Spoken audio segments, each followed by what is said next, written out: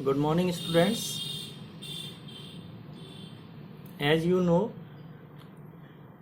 हम paper first की second unit start कर चुके हैं और आज हम प्रदिश या टेंसर्स के बारे में पढ़ेंगे। इससे पहले हमने जैकोबियन कंप्लीट किया था।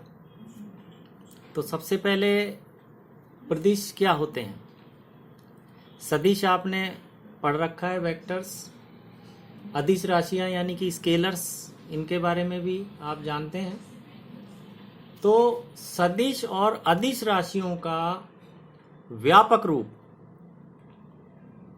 यानी इसको जनरलाइज कर दिया जाए तो ये प्रदिश या टेंसर कहलाता है। तो प्रदिश क्या है? सदिश तथा अदिश यानी वेक्टर्स और स्केलर्स राशियों का व्यापक रूप, ये प्रदिश कहलाता है। अब अदिश राशियां हैं, इसके कितने घटक होते हैं? एक ही घटक होता है। सदिश राशियां हैं, इसके कितने घटक होते हैं? तीन घटक होते हैं। लेकिन इससे ज्यादा अगर घटक हैं किसी राशि के, यानी मान लो 6 डायमेंशनल स्पेस है या n डायमेंशनल स्पेस है, तो उनको हम क्या कहेंगे? तो उनको हम क्या कह देते हैं? अदिश और सदिश से आगे बढ़ते हुए, यानी घटकों की संख्या और ज्यादा हो, तो वो क्या कहलाते हैं? फिर प्रदिश कहलाते हैं या टेंसर्स कहलाते हैं। तो टेंसर्स में ये भी इंक्लूड हो जाते हैं, अदिश और सदिश भी इंक्लूड हो जाते हैं। यानी प्रदिश हैं और उसके मान लो तीन ही घटक हैं, तो वो क्या होगी? एक सदिश राशि हो जाएगी। उसको सदिश, ऐसा प्रदिश सदिश कहलाएगा। इसी तरह से मान लो किसी प्रदिश का एक ही घटक है, तो ऐसी राशि क्या कहलाएगी? वो अदिश कहलाएगी। तो हम ये कह सकते हैं इन्हें ब्रॉड वे कि सदिश तथा अदिश राशियों का व्यापक रूप प्रदिश कहलाता है या टेंसर कहलाता है। अब प्रदिश किस तरह की राशियां होती हैं? प्रदिश ऐसी भौतिक राशियां होती हैं जिनका अगर एक निर्देश तंत्र से दूसरे निर्देश तंत्र में रूपांतरण किया जाए, ये रूपांतरण हम ट्रांसफॉर्मेशन आपने इक्वेशंस कर रखी हैं। जैसे S निर्देश तंत्र है और दूसरा निर्देश तंत्र है S डैश, तो S डैश S तंत्र की कोई घटना है, उसको हम रूपांतरित करें S डैश तंत्र में, ठीक है? तो इस S तंत्र के जो निर्देशांक हैं वो S डैश में जब रूपांतरित किए जाते हैं तो एक निश्चित नियम का वो पालन करते हैं, ठीक है ना? जैसे आपने लॉरेंज रूपांतरण किए थे। लॉरेंज रूपांतरण में क्या होता है? x dash is equal to gamma x minus v t, ठीक है ना? y डैश क्या होता है? y होता है। z dash is equal to z होता है। t dash is equal to gamma t minus v upon c square x होता है। तो अब ये चारों निर्देशांक क्या है? x dash, y dash, z dash और t डैश, ये तो s डैश तंत्र के हैं। और x, y, z और t ये किसके हैं? ये S तंत्र के निर्देशांक हैं। स्थिति पोजीशन कोऑर्डिनेट्स कहलाते हैं, स्थिति निर्देशांक ये कहलाते हैं। और S डैश के हैं x dash, y dash, z dash, t dash. यानी कोई S तंत्र में होने वाली घटना जिसके कि हमें ये कोऑर्डिनेट्स पता हैं, अब हम उसको किसी अन्य तंत्र S डैश से उसको देखें तो उसमें निर्देशांक x dash, y dash, z dash और t डैश हो इसी घटना के, तो इन दोनों में क्या रिलेशन होगा? इस रिलेशन से तो x की वैल्यू आ जाएगी, x डैश की आ जाएगी। y dash is equal to y, ये किस कंडीशन में है? जबकि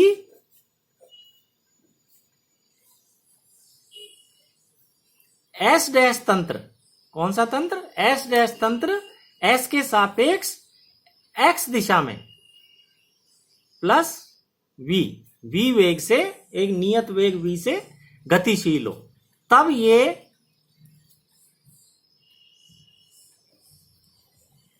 रूपांतरण समीकरण प्राप्त किए गए थे और ये लॉरेंज रूपांतरण समीकरण कहलाते हैं। तो इसमें y डैश बराबर y, z डैश बराबर z क्यों आया है? क्योंकि s डैश का जो मोशन है या मूवमेंट है वो किस तरफ है? केवल x डैश अक्ष के अलोंग है, इसलिए y और z इन दिशाओं में कोई परिवर्तन नहीं होता है।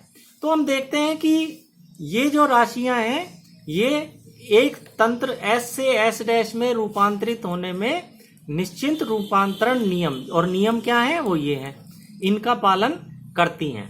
तो ये जो है ये टेंसर्स कहलाते हैं। अब इस चैप्टर को जब हम पढ़ेंगे तो इसमें कुछ सिंबल्स, कुछ टर्म्स आएंगी जिनका कि हमें पता होना जरूरी है कि ये क्या होती हैं। जैसे एक टर्म आएगी क्रोनेकर डेल्टा।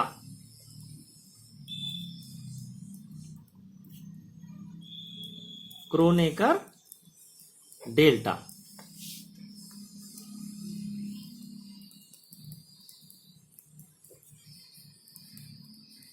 और इसको डिनोट किया जाता है किससे? डेल आई जे। यानी इस पे दो इंडेक्स लगाए जाते हैं, एक इंडेक्स लगाया जाता है ऊपर, एक लगाया जाता है नीचे। इसमें ये ऊपर वाला जो इंडेक्स है आई, ये मूर्धांक कहलाता है। क्या कहलाता है? मूर्धांक। और जे जो है ये कहलाता है पादांक। ठीक है, सुपरस्क्रिप्ट और सबस्क्रिप्ट, मूर्धांक और पादांक। तो नीचे वाले इंडेक्स को पादांक और ऊपर वाले को मूर्धांक कहा जाता है। अब ये किस तरह से डिफाइंड होता है? क्रोनेकर डेल्टा किस तरह डिफाइंड होता है? Del I j is equal to 0 यदि आई इज इक्वल टू जे हो। यानी ये दोनों इंडेक्स अगर समान हो तो ये 1 आता है। जब आई बराबर जे हो तो 1 आता है, और when I is not equal to जे हो तो इसकी वैल्यू हमेशा 0 आती है। तो आपको ये याद रखना है क्योंकि क्रोनेकर डेल्टा इस चैप्टर में काफी जगह यूज में आता है। तो क्रोनेकर डेल्टा डेल आई जे किस तरह परिभाषित होता है? This its value is 1 when I is equal to J and 0 when I is not equal to J. अब इसकी कुछ प्रॉपर्टीज भी होती हैं, इसके कुछ गुण होते हैं जो प्रॉपर्टीज ऑफ क्रोनेकर डेल्टा। यानी एग्जाम में भी ये पूछा जाता है कि define Kronecker delta, Kronecker delta को परिभाषित करें और उसके कुछ गुण जो है वो बताएं। तो पहली प्रॉपर्टी तो क्या है? Del I J A J is equal to A I. ठीक है, अब हम देखें ये कैसे आया। ये कोई राशि है ए जे, जे की वैल्यू जैसे 3 डायमेंशनल स्पेस में जे की वैल्यू क्या हो सकती है? 1, 2 एंड 3। तो ये जो ए जे राशियां हैं ये 3 डायमेंशनल स्पेस में त्रिविमीय समष्टि में इसके 3 घटक होंगे। ए जे के क्या क्या होंगे? A1, A2 and A3। और एन विमीय समष्टि में इसके कितने घटक होंगे? जे बराबर कहां तक जाएगा? 1 to n। तो ये हो जाएंगे A1, A2 है ना, एंड अप टू AN। अगर n विमीय समष्टि है, 3 विमीय समष्टि है तो 3 घटक होंगे, n विमीय समष्टि है तो इसके n घटक होंगे। खैर, अब हम तो ये देखना चाहेंगे कि इस राशि पे अगर क्रोनेकर डेल्टा ऑपरेट करे, इसके ऊपर क्या करे? ऑपरेट करे तो क्या होता है? अब देखो ये क्रोनेकर डेल्टा इस पे ऑपरेट कर रहा है। क्रोनेकर डेल्टा की क्या प्रॉपर्टी है कि अगर J बराबर I होगा तो ही ये अस्तित्व में रहेगा, यानी इसकी वैल्यू 1 आएगी। और अगर J बराबर I नहीं होगा तो ये 0 हो जाएगा। यानी अगर J बराबर I ना लिया जाए तो ये 0 से ए जे मल्टीप्लाई होकर ये तो 0 ही हो जाएगा, तो इसका कोई मतलब ही नहीं निकलता है। तो इसलिए अगर इसको सरवाइव करना है, अस्तित्व के लिए क्या होना चाहिए, जे बराबर क्या होना चाहिए, आई होना चाहिए। और जब जे बराबर आई होगा तो ये 1 हो जाएगा, ये तो 1 हो गया, और यहाँ जे बराबर क्या रख देंगे, आई रख देंगे, तो ये क्या हो जाएगा, ए आई। तो ये प्रॉपर्टी इस तरह से आती है। इसी तरह से हम मान लो एक और प्रॉपर्टी देखना चाहें, तो इससे पहले हम ये देखें कि मान लो x1, x2, x3, xn ये एस तंत्र में मान लो निर्देशांक हैं, वेरिएबल्स हैं, और ये क्या है, इंडिपेंडेंट हैं, स्वतंत्र हैं। जैसे हम लेते हैं ना एक्स वाई जेड निर्देशांक लेते हैं किसी तंत्र में, हमने प्रदिश में इनको किस तरह लेते हैं, x1, x2, x3, यानी अगर केवल त्रिविमीय समष्टि होती तो ये x1, x2, x3 केवल ये होते 3, ठीक है ना। लेकिन n विमीय समष्टि है तो निर्देशांक, स्थिति निर्देशांक कहां से कहां तक चले जाएंगे, x1, x2, x3 up to xn, और ये पता है एक दूसरे पे डिपेंड नहीं करते, मान लो ये स्वतंत्र हैं। तो अगर हम ये देखें del x1 by del x2, यानी x2 के सापेक्ष x1 में परिवर्तन, तो जब एक दूसरे पे डिपेंड ही नहीं करते हैं तो ये 0 होगा। इसी तरह से x3 x1 यानी x1 के सापेक्ष x3 में परिवर्तन अगेन 0 होगा, क्योंकि एक दूसरे पे डिपेंड नहीं करते हैं। बट अगर हम लें डेल x2 यानी x2 का x2 के सापेक्ष परिवर्तन, ये निश्चित है 1 होगा। तो कहने का मतलब है कि अगर इंडेक्स समान हो तो 1 आएगा, और इंडेक्स अगर डिफरेंट हो तो 0 आएगा। तो इसका मतलब हम कह सकते हैं कि क्या प्रॉपर्टी हो गई, डेल xi डेल xj, यानी इनको हमने क्या मान लिया है, i और j, और i j की वैल्यू 1 2 3 अप टू n कहीं भी हो सकती है। तो ये जो है ये क्या है, 1 है यदि i is equal to j, हमने देखा, देखो ये 1 है, और 0 है यदि i not equal to j, जैसा हमने इन दोनों एग्जाम्पल में देखा है। तो del xi by del xj इसका जो गुण है वो भी किस प्रकार का है, क्रोनेकर डेल्टा की तरह का ही है। तो हम ये कह सकते हैं कि डेल xi डेल xj इसको हम क्या लिख सकते हैं, क्रोनेकर डेल्टा ij। तो ये दूसरी प्रॉपर्टी है। ये कौन सी प्रॉपर्टी है, दूसरी प्रॉपर्टी। यदि x1, x2, x3, xn स्वतंत्र चर हों, इंडिपेंडेंट वेरिएबल हों, then we can write del xi del xj is equal to Kronecker delta ij। एक और प्रॉपर्टी हम देखें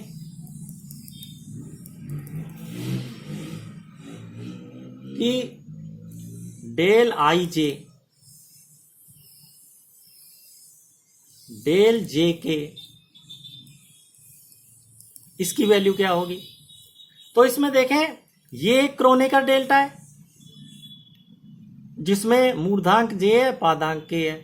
ये क्रोनेकर डेल्टा है, इसमें मूर्धांक i है और पादांक j है। ये वाला क्रोनेकर डेल्टा इस पे ऑपरेट कर रहा है। अब ये क्रोनेकर डेल्टा तभी सरवाइव करेगा जब j बराबर i हो।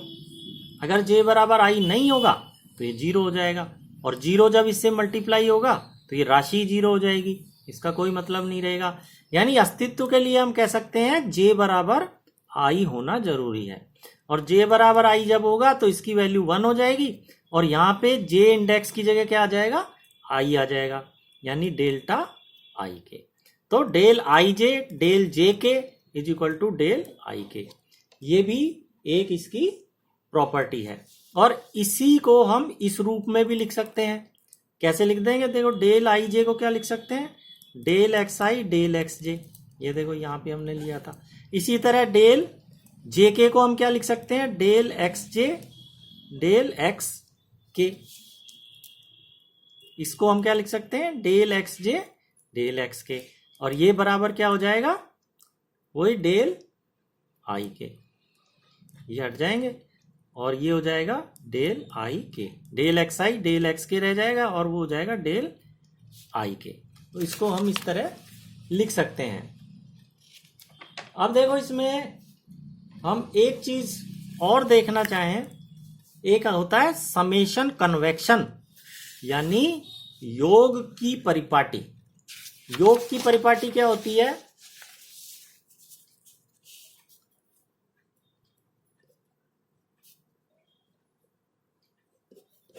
इसको बोलते हैं समेशन कन्वेक्शन। योग की परिपाटी को हम किस तरह डिफाइन करेंगे? इसको हम इस तरह डिफाइन करेंगे, यदि कोई सूचकांक, सूचकांक कौन से होते हैं मैंने आपको बताया ही था, जैसे ये आई जे, ये सूचकांक है। यदि कोई सूचकांक किसी पद में या दी हुई राशि में, जैसे ये राशि है, इसमें 2 बार प्रयुक्त हो रहा हो, एक ही सूचकांक कैसे है 2 बार आ रहा है ना, सेम सूचकांक, लेकिन शर्त क्या है कि वो एक बार तो मूर्धांक के रूप में आना चाहिए, यानी कि ऊपर आना चाहिए उस राशि में, और एक बार पादांक के रूप में आना चाहिए, सेम इंडेक्स, ऊपर भी वही इंडेक्स और नीचे भी वही। इस तरह की स्थिति अगर बनती है तो ये जो राशि दी हुई है, यानी जो वो पद दिया हुआ है, उसको निर्धारित सीमा में योग करते हैं। यानी जैसे हम एक राशि लें, मान लो ए आई एक्स आई, ठीक है, ये राशि क्या है ए आई एक्स आई। अब इसमें हम देखें कि ये जो आई इंडेक्स है, ये सूचकांक है, वो 2 बार प्रयुक्त हो रहा है। एक बार तो मूर्धांक के रूप में ऊपर आ रहा है, एक बार पादांक के रूप में नीचे आ रहा है।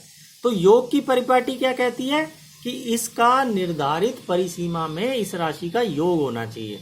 अब निर्धारित परिसीमा क्या होती है? जैसे हमें कहा जाए भाई 3 डायमेंशनल स्पेस है, कैसी समष्टि है? त्रिविमीय समष्टि है। तो त्रिविमीय समष्टि में निर्धारित परिसीमा क्या हो गई कि आई का मान जो है कहां से कहां तक होगा? I will be equal to 1, 2 and 3, यानी कि 1 से 3 तक होगा। ये निर्धारित परिसीमा हो गई। अगर हमें कहें कि भाई n डायमेंशनल स्पेस है ना, n विमीय समष्टि है, तो आई का मान कहां से कहां तक होगा? 1, 2 से लेके अप टू n। तो ये निर्धारित परिसीमा का ये मतलब है। तो निर्धारित परिसीमा में इसका योग होगा योग की परिपाटी के अनुसार, क्योंकि ये सूचकांक 2 बार प्रयुक्त हो रहा है, एक बार मूर्धांक के रूप में, एक बार पादांक के रूप में।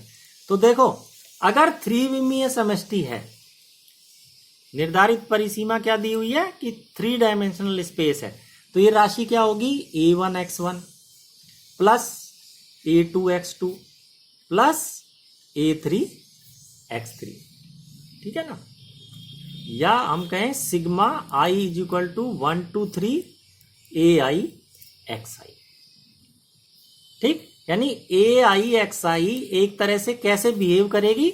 जैसे sigma I is equal to 1 2 3, मतलब इसमें समेशन लगा दिया जाए, वैसा ये बिहेव करेगी। अब योग की परिपाटी से क्या होगा? ये समेशन लगाने की जरूरत नहीं है। यानी अगर हम देखेंगे कि ये कोई सूचकांक 2 बार प्रयुक्त हो रहा है मूर्धांक पादांक के रूप में, तो हम उसको निर्धारित परिसीमा में योग कर देंगे, जैसे ये किया है। इसी तरह से अगर n डायमेंशनल स्पेस होता है ना, n विमीय समष्टि होती, तो ये ए आई एक्स आई किस तरह लिखा जाता? a1x1 a2x2 up to an xn, ठीक है। तो आपको ये समझ में आ गया होगा कि योग की परिपाटी क्या होती है। अब इसमें ये जो सूचकांक आई है जो 2 बार प्रयुक्त हो रहा है, ये मूक सूचकांक कहलाता है। आई कहलाता है मूक सूचकांक, यानी कि इंग्लिश में इसको कहा जाता है डमी इंडेक्स। ये क्या कहलाता है? Dummy index. जो सूचकांक 2 बार प्रयुक्त हो रहा है मूर्धांक और पादांक के रूप में। और अगर कोई सूचकांक ऐसा है जो 2 बार प्रयुक्त नहीं होता है, किसी राशि में एक बार ही आता है, जैसे ये क्रोनेकर डेल्टा में आई एक बार ही आ रहा है, जे एक बार ही आ रहा है, तो इस स्थिति में आई जो है वो मुक्त सूचकांक यानी फ्री इंडेक्स कहलाता है। ये क्या कहलाता है? फ्री इंडेक्स, यानी इस पे कोई बंदिश नहीं है, ये फ्री इंडेक्स है। ये डमी इंडेक्स या मूक सूचकांक है। इस पे बंदिश क्या है कि इसका निर्धारित परिसीमा में योग जरूर किया जाएगा। तो ये आपकी योग की परिपाटी, मूक सूचकांक, मुक्त सूचकांक, ये क्या होते हैं, ये आपको समझ में आ गया होगा। अब इस बेस पे अपन ने देखो क्रोनेकर डेल्टा की कितनी 1 2 3 प्रॉपर्टी कर ली थी ना। अब देखो चौथी प्रॉपर्टी और इसमें क्या हो सकती है, डेल आई आई, इसकी वैल्यू क्या होगी। तो अब योग की परिपाटी से देखा जाए तो ये 2 बार प्रयुक्त हो रहा है आई आई, है ना, एक बार मूर्धांक के रूप में, एक बार पादांक के रूप में। तो इसका निर्धारित परिसीमा में योग करेंगे तो डेल 1 1 प्लस 2 2 प्लस 3 3, ये तो अगर 3 डायमेंशनल समष्टि है तो ये आएगी। और इसकी वैल्यू क्या होती है, अगर ये इंडेक्स सेम हो तो क्रोनेकर डेल्टा की परिभाषा के हिसाब से ये 1 हो जाएगा। ये भी क्योंकि आई जे सेम है तो ये भी 1 हो जाएगा। और 3 3 ये भी इंडेक्स सेम है तो इसका मान भी 1 आना चाहिए। तो this will be equal to 3, यानी 3 डायमेंशनल स्पेस में क्रोनेकर डेल्टा जिसमें दोनों इंडेक्स समान हो उसकी वैल्यू 3 डायमेंशनल स्पेस में क्या प्राप्त होती है, 3। और इसी की डेल आई आई की n डायमेंशनल स्पेस में क्या प्राप्त होगी, देखो इसको निर्धारित परिसीमा में योग करेंगे 1 1 2 2 3 3 और ये कहां तक जाएगा, अप टू nn। ठीक है, अब इसमें सब का मान क्या 1 हो जाएगा ये, क्योंकि सब ये इनमें मूर्धांक पादांक समान है। तो क्रोनेकर डेल्टा की डेफिनेशन के हिसाब से ये 1 होंगे। ठीक है ना, तो इसकी वैल्यू क्या आ जाएगी, will be equal to n विमीय समष्टि में इसका मान n होगा। तो आपसे कहा जाए कि इस राशि का मान 3 विमीय समष्टि में ज्ञात कीजिए तो आप निकालेंगे 3, n विमीय समष्टि में ज्ञात करें तो आप निकालेंगे n। इसी तरह देखो मान लो ये पूछा जाए एक प्रॉपर्टी और कि डेल आई जे ऑपरेट कर रहा है डेल आई जे पे ही, तो क्या वैल्यू आएगी, है ना, 3 डायमेंशनल स्पेस में इसकी क्या वैल्यू आएगी। तो देखो फिर हम वही बात करें कि ये क्रोनेकर डेल्टा इस पे ऑपरेट कर रहा है और ये तभी सरवाइव करेगा जबकि जे बराबर आई हो, अन्यथा ये 0 हो जाएगा। तो जे बराबर आई रखें तो ये क्या हो जाएगा, ये 1 हो जाएगा और ये हो जाएगा डेल आई आई। और 3 विमीय समष्टि में ये देखो डेल आई आई, इसकी वैल्यू क्या आ जाएगी 3। और n विमीय समष्टि में क्या आ जाएगी, अगेन जैसे ये आई है इसकी वैल्यू आ जाएगी n। तो इस तरह से आपने देखा कि प्रतिश राशियां जो हैं वो क्या होती हैं, क्रोनेकर डेल्टा क्या होता है, क्रोनेकर डेल्टा की प्रॉपर्टी क्या होती हैं, उनको सिद्ध करना भी अपन ने देखा। इसके अलावा योग की परिपाटी क्या होती है, मुक्त सूचकांक, मूक सूचकांक। तो ये सब चीजें इस सेकंड यूनिट में आपके ये वर्ड्स आएंगे। तो इन वर्ड्स का आपको मतलब पता होना चाहिए कि इनका क्या मीनिंग होता है। तो आपको इनका मीनिंग पता लग गया होगा।